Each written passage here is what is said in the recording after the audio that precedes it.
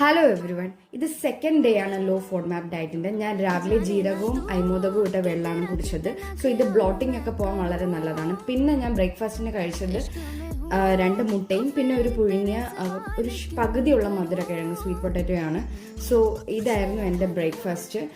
പിന്നെ ഞാൻ ഉച്ചയ്ക്ക് കഴിച്ചത് ആസ് യൂഷ്വൽ ബാസ്മതി അരി മാത്രം നമ്മൾ കഴിക്കാൻ പാടുള്ളൂ ഈ ഡയറ്റിൽ. പിന്നെ കുറച്ച് പുളിപ്പില്ലാത്ത തൈരും മത്തങ്ങയും പിന്നെ നമ്മുടെ പാലക് ചീരയാണ്. സോ ഇതിലൊന്നും ഉള്ളി വെളുത്തുള്ളി ഒന്നുമില്ല. ഓക്കെ, ആൻഡ് മുട്ട ഒന്ന് ചിക്കി പൊരിച്ചായിരുന്നു എൻ്റെ സ്നാക്ക് ഐറ്റം ഈവനിങ് ടൈമിൽ. അതിലും ഞാൻ ജസ്റ്റ് കുറച്ച് പിസ്സ സീസണിങ്, കുറച്ച് ഇറ്റാലിയൻ സീസണിങ് ഇട്ടായിരുന്നു. ഇറ്റാലിയൻ സീസണിങ് വളരെ നല്ലതാണ് ഈ ഡയറ്റിൽ. പിന്നെ ഞാൻ രാത്രി പാലക് ചീര നന്നായിട്ട് ഒന്ന് സൂപ്പ് രീതിയിലാണ് ഉണ്ടാക്കിയത്. But it was A curry form.